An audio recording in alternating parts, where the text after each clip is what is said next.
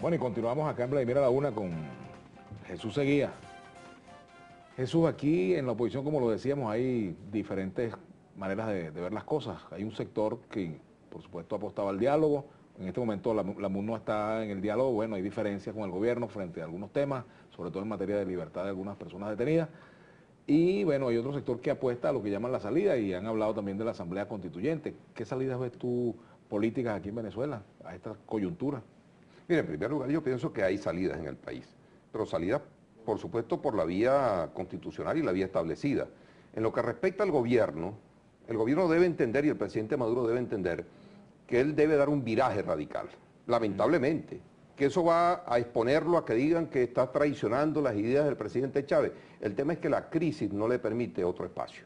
Las crisis tienen sus propios procesos, sus propios principios, sus propios tiempos, que necesariamente no son los tiempos del gobierno, no son los tiempos del adversario, no son los tiempos de nadie, son sus propios tiempos. Y la crisis en Venezuela, desde el punto de vista económico, llegó a un punto terrible donde inclusive la escasez no va a ser el problema más grave quizás, sino el tema de la inflación y en la disparidad que hay entre el alto costo de la vida y los ingresos reales de los venezolanos.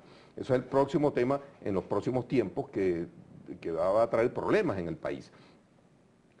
Yo no creo que haya ex países en el mundo, no existen. Venezuela tiene salida, Venezuela tiene músculo.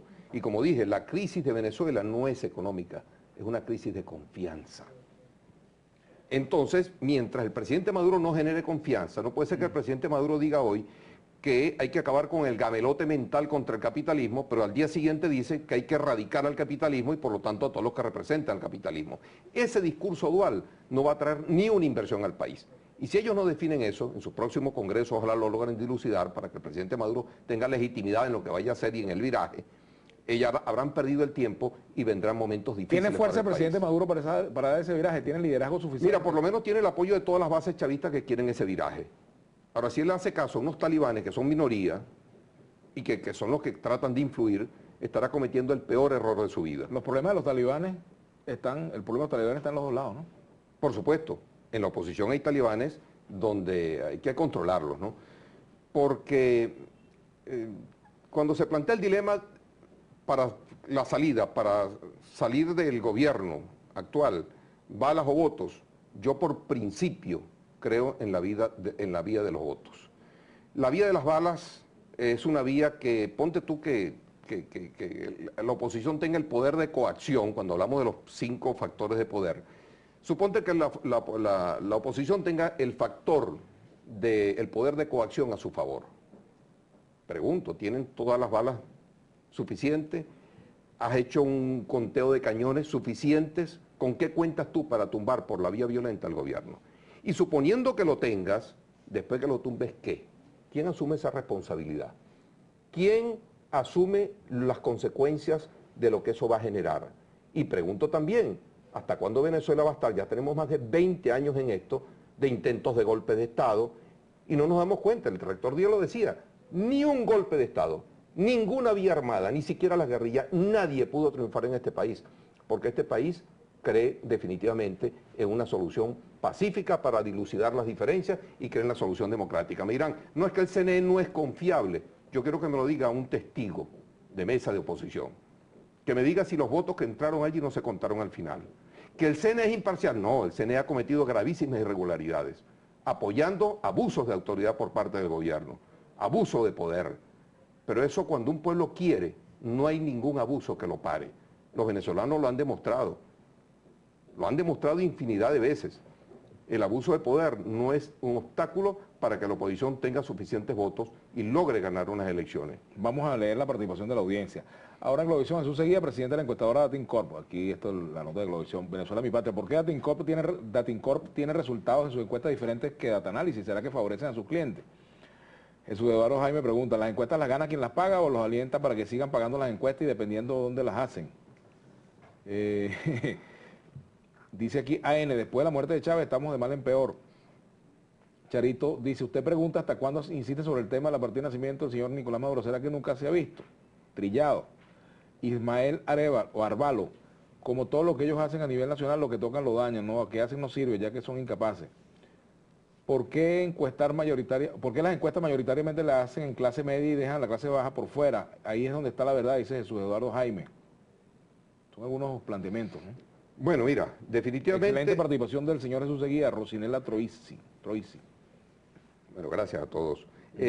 Fíjense ustedes, las encuestas, en el caso de Datinco, respondo por Datinco, yo no puedo responder por obvio los que es demás. donde tú trabajas, pues es tu empresa. Pues. Podemos decir que más de 30 años que tenemos operando y funcionando en el país, o casi 30 años, hemos hecho el trabajo que corresponde, un viejo oficio, no es nada nuevo, no somos magos, brujos, genios, simplemente hacemos un trabajo con una vieja metodología y cuando lo hacemos correctamente vemos los resultados. Cuando ganó el presidente Chávez en la elección del 2012, dijimos que el presidente iba a ganar con el 10.5%.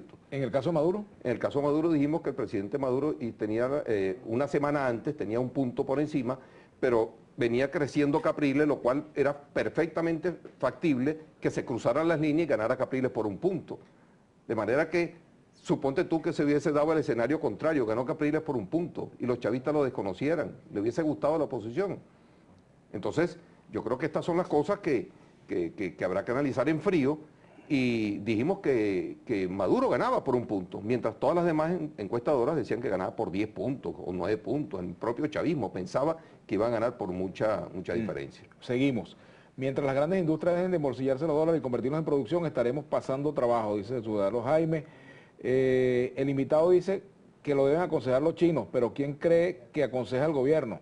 Los Castro, dice Josué. Buenas tardes, en Venezuela hagan lo que hagan, ya el socialismo nos destruyó, dice Lisset Barrio.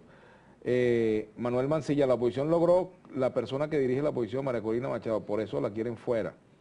El chavismo lo que tiene es secuestrado todas las instituciones del Estado, no tiene popularidad sino totalitarismo. Ajá.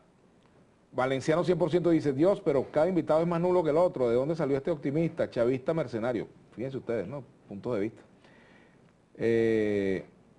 Dale a tu entrevistado mis aprecios y felicitaciones. Hace falta en Venezuela mucha gente centrada como él, aquí para todos los gustos, dulce y amargo. Analista muy realista, dice aquí William Muscus. Creo que la oposición debe reconocer las cosas buenas como consejos comunales y penetrar estratos de... Gabriel Moro, Venezuela entera sabe la inercia gubernamental que sostiene Maduro en el poder debido al secuestro de todas las instituciones. Y no solo el pueblo, también los constitucionalistas, ejemplo, Germán Escarrey, quién sabe si también el moderador, no sé a qué se refiere aquí. Si la salida del voto de manera democrática debe ser voto manual, 0 maquinitas. Bueno, nos quedó una maquinita, no nos queda un minutico.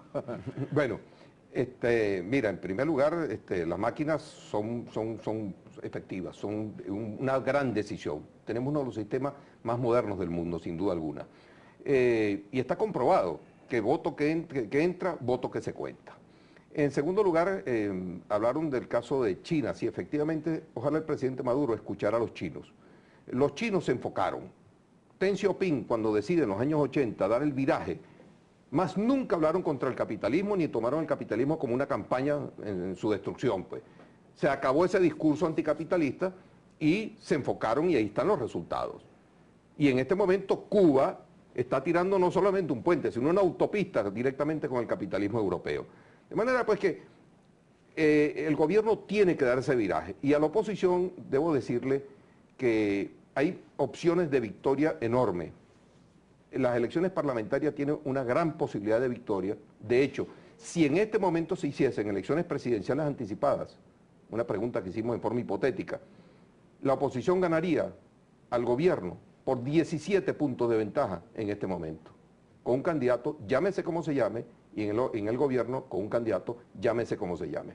Yo creo que si la oposición vota esa bola de nuevo, cuando tiene las cosas a su favor, por desespero, estaría cometiendo el peor error de su vida. Jesús, de esta manera cerramos el programa. Muchas gracias por habernos acompañado. Jesús González dice, ¿por qué no lee lo tuyo a los chavistas? Y a lo de la oposición sí. Bueno, yo leo de todo lo que se pueda, pero el tiempo es el tiempo. Y bueno, hablando de elecciones, ahora tenemos una alcaldesa aquí. No, tenemos a Carolina Alcalde, que va a hacer hoy el programa por Julio César Pineda, nuestra compañera Carolina. Bienvenida. Y a ustedes, bueno,